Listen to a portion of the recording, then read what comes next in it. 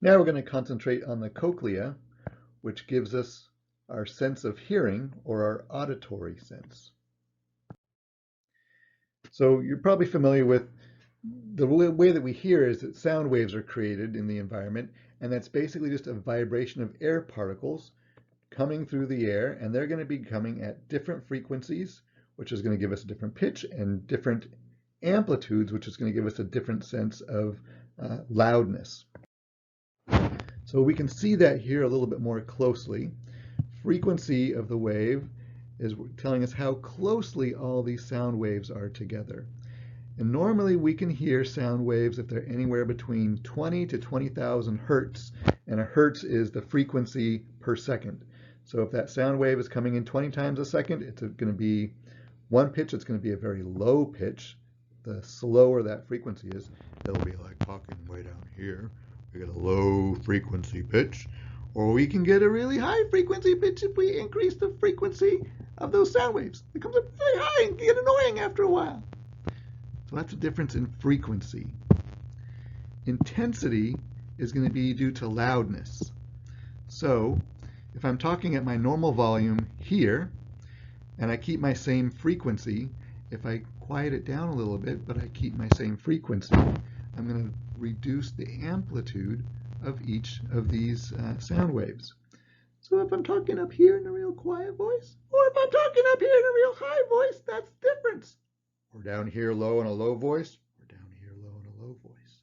So that's how we can tell our frequency. And yes, I just totally embarrassed myself, but I figure that's the best way to show you how this works. Intensity we measure in decibels. And that decibel 0 would be no intensity, so there's no sound coming in, to 80 decibels. And from above that, we can differentiate anything. We can divide the ear up into 3 basic sections.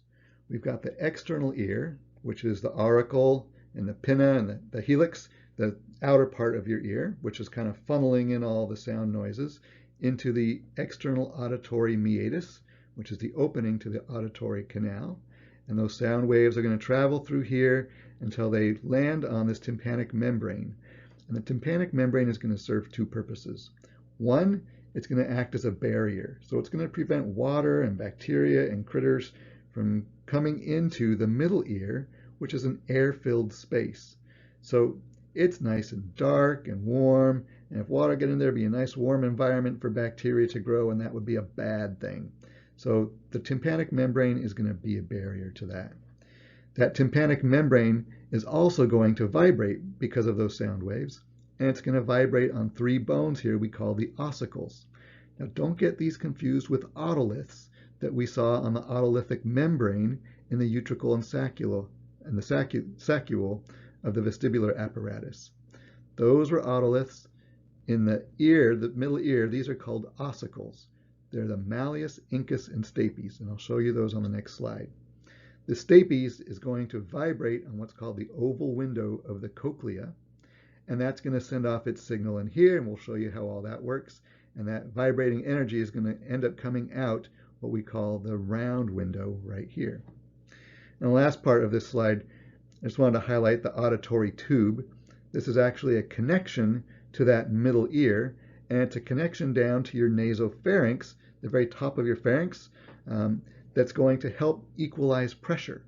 So when you go up in altitude or down in altitude, you're going to have, this is air in here, remember, and the pressure out here is going to change. If you go up in altitude, the pressure out here is going to get lighter, but this tube here is often closed because, again, remember, we don't want water and bacteria coming in here, so it's most of the time closed unless you go to yawn or something like that, where you have to open up that tube and force this to open, and that way you can make the pressure inside this middle compartment equal to whatever's changing going on outside.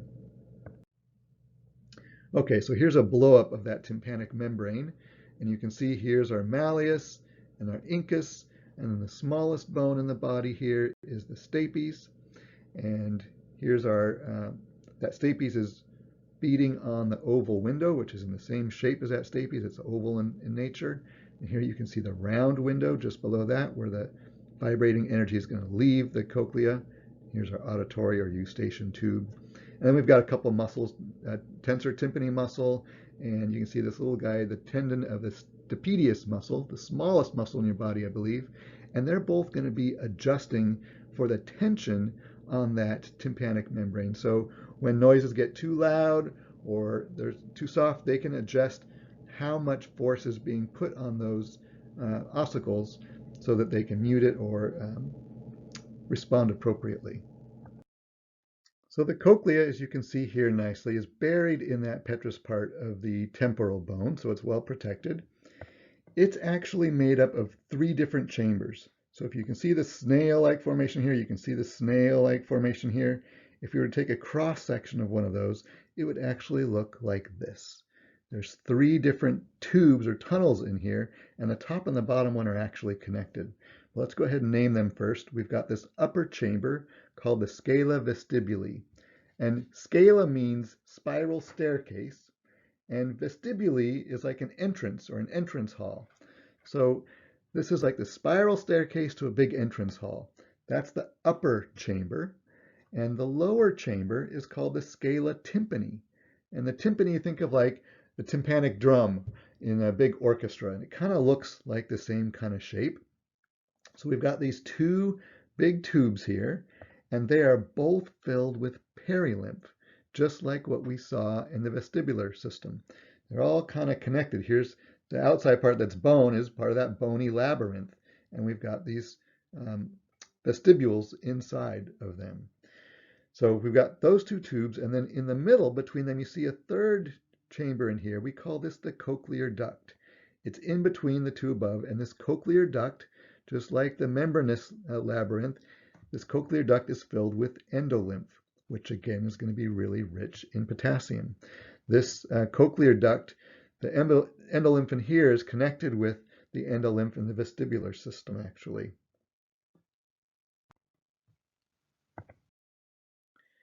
So if you were to imagine those, this is a kind of a vertical cross-section of that. Here we're going to have our scala vestibuli, and down below our scala tympani, and in the middle is going to be our cochlear duct. So what I'm going to do is imagine that this is that snail, and it's kind of spiraling its way up towards what we call the apex at the very top. So if we start down here, if you imagine this is an oval window where that stapes is beating on, that oval window is going to beat onto the scala vestibuli, and that's going to spiral around to the other side and then keep coming up towards the top and spiraling till it hits the top, and then it's actually one big continuous tube, but it's going to start spiraling back down the other side, and it's going to become, this is part of the scala tympani. And you can see how it's going to end up coming right through here, and then it's going to go out the round window. In between all of those, we're going to have the cochlear duct, and it's spiraling right with those. So if you were to unwind that big snail spiral, it would look kind of like this. You'd have your oval window up on top. It's beating onto this scala vestibuli. So I've unwound this whole thing. And now you can see that as this goes around what we call the apex, it's going to turn into the scala tympani. And all of this is filled with perilymph. Okay? Those sound waves are going to beat on this perilymph, and if they're high frequency sound waves, they're going to be traveling quickly, and they're going to beat on this cochlear duct early on. And this is where we're going to see high frequency sound being heard. If they're low frequency sound waves, they're going to be slower and more spread out, and the lower frequency sounds are going to be heard towards more of the apex of this scala vestibuli and the cochlear duct. The cochlear duct is where you're actually making all the signals for the sound. So 20 hertz will get us about a frequency way out here. 20,000 hertz is going to get us a frequency beating right in here. So let's take a look at how this actually works. So I've blown up the scala vestibuli, scala tympani, and the cochlear duct.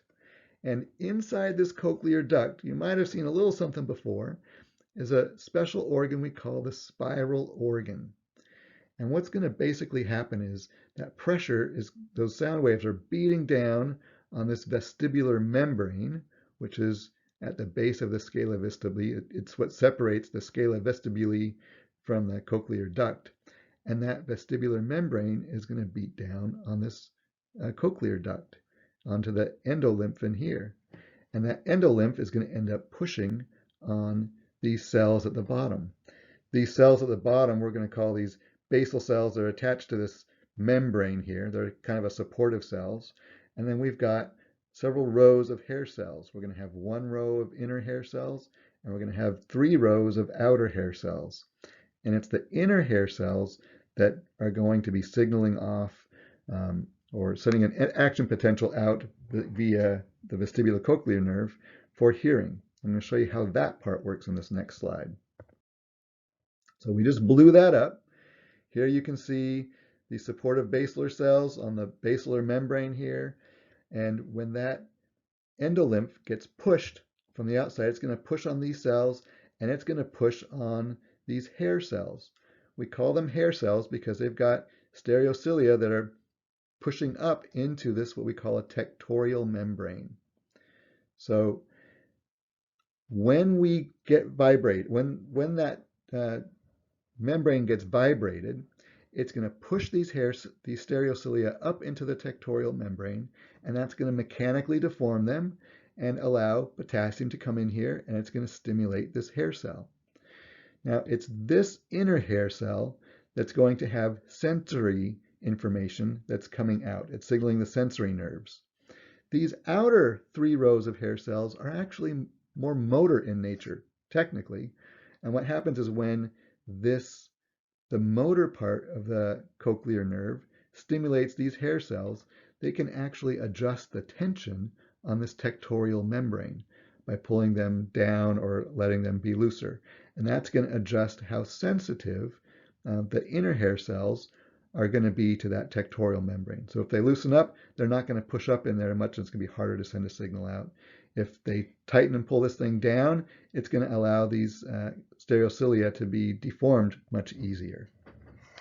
So once they deform, they're going to send out glutamate, I believe, is their neurotransmitter, and that's going to stimulate these neurons here in the cochlear nerve and head out to the cochlear nuclei. So let's just take a look at the pathway to get from hearing out to your cortex. It's going to come in through this vestibulocochlear nerve. It's going to synapse on the cochlear nucleus in that medulla oblongata. And from there, it can either stay on the same side, ipsilateral, and go to your cortex, or most of them are apparently going to cross over, and then they're going to come up, and they're all going to synapse next on this inferior colliculus. So they go from the cochlear nucleus up to the inferior colliculus, which is going to be our reflexes for hearing. And then from the inferior colliculus goes up to the thalamus. And then from the thalamus, it's going to go out to the cortex. So more neurons in this series. I don't expect you to memorize each of their names and their pathways, but do know that they synapse first on the cochlear nucleus, then inferior, then thalamus. And you're going to get representation of hearing on both sides, although most of it's going to be going to the opposite side.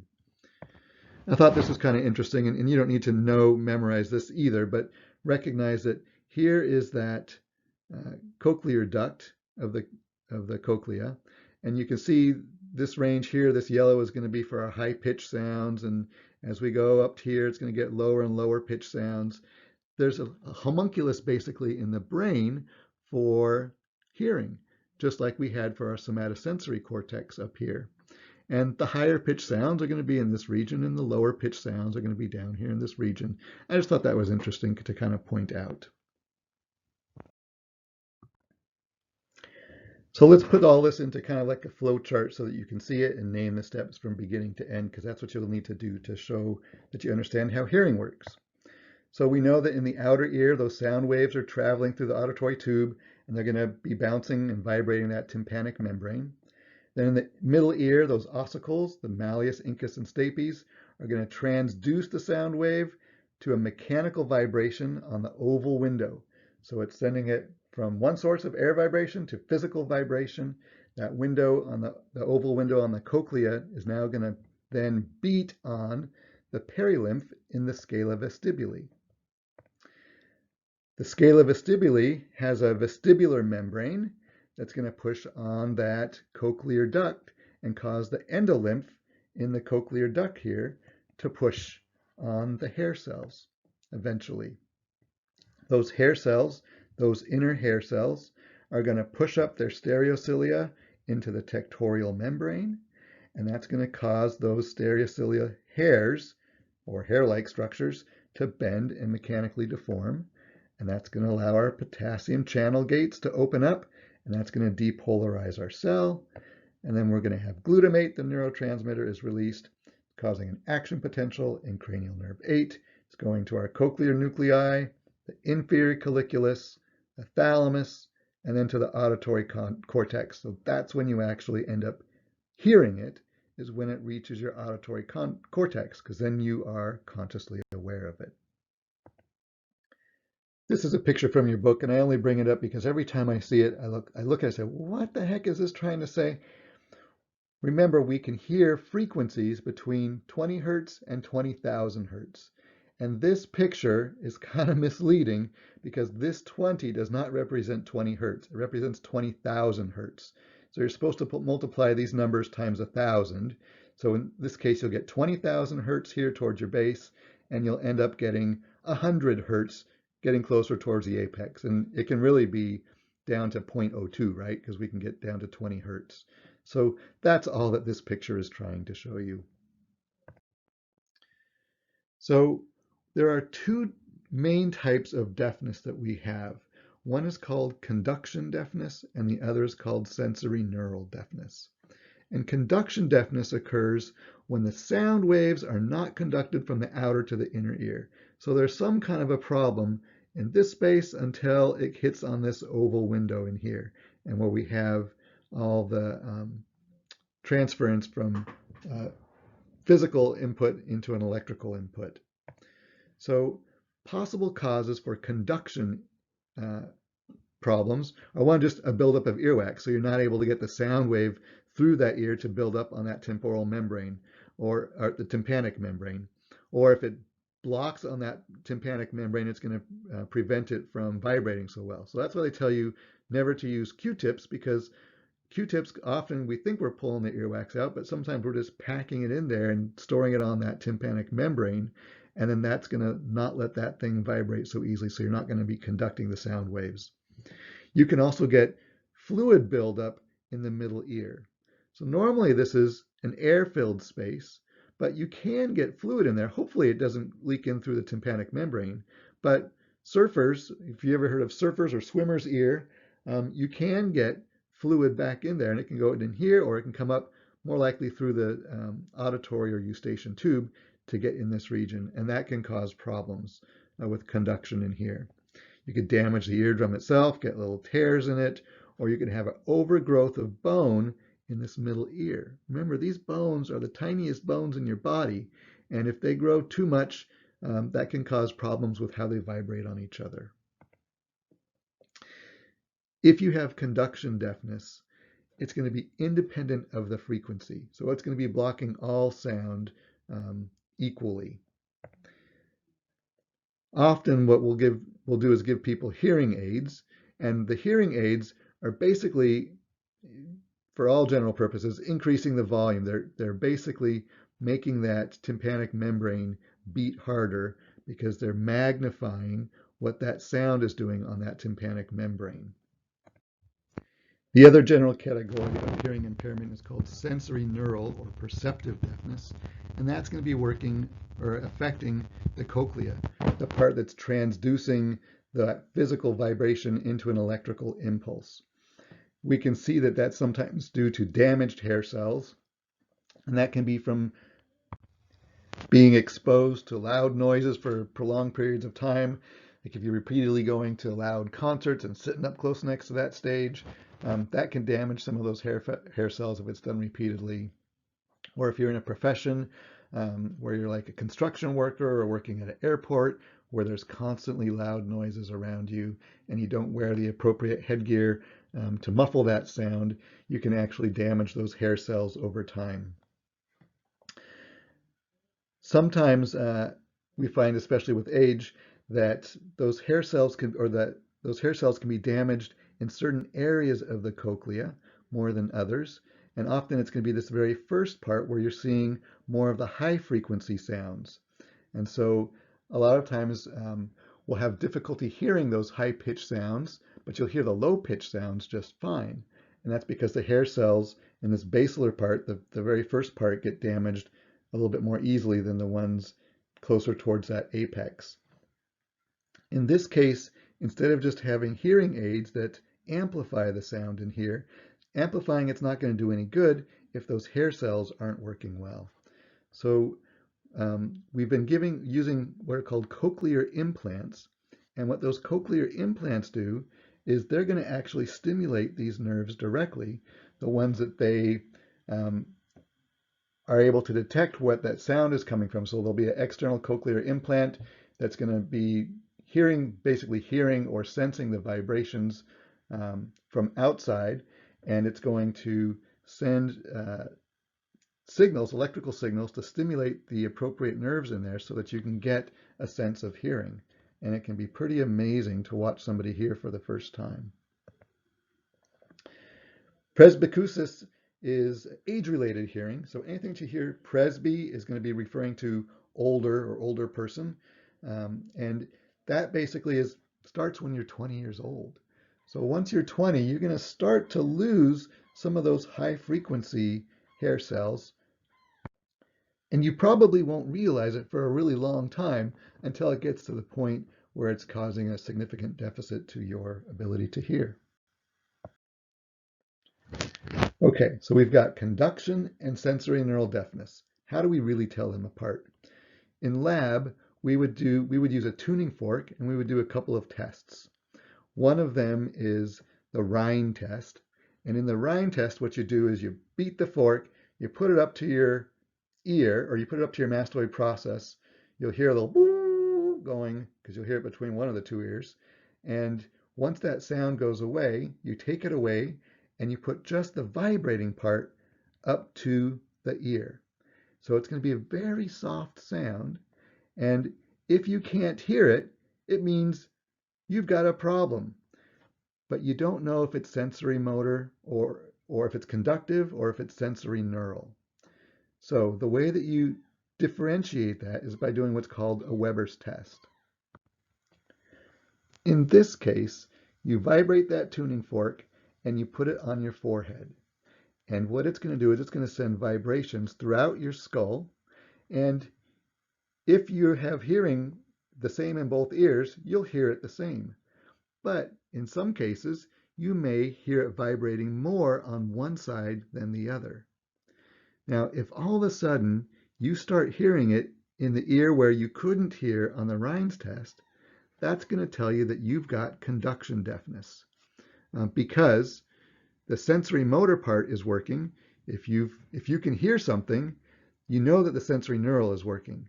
What you're doing by using this Weber test is that you're bypassing the external and the middle ear, and you're vibrating that whole cochlea. So the cochlea is vibrating, and that perilymph is then vibrating on the endolymph, so that's getting those circuits going, and all of a sudden you can hear much better. So that would tell you that your problem is somewhere outside. If you hear less in that same ear, then you know it's going to be a sensory neural deficit. It's not a conduction deficit, because nothing is working. You've got to at least get the sensory neural by doing this Weber test. So I'll end here with two questions. One, when you go up in elevation quickly, like if you're going up in an airplane or if you're driving up a mountain in a car, why does sometimes your hearing dampen? Why is it harder for you to hear? Tell me an example mechanically of what's going on in there to cause those changes. So there's that. And the next one is tinnitus. Tinnitus, we said, was a high-pitched ringing sound in the ears. Although there may not be actually any sound in the environment, but all of a sudden someone's hearing a really high-pitched sound, and it goes on and on and on. So I want you to think about what could the possible mechanism for that be? What's causing that high-pitched sound when there really isn't a high-pitched sound?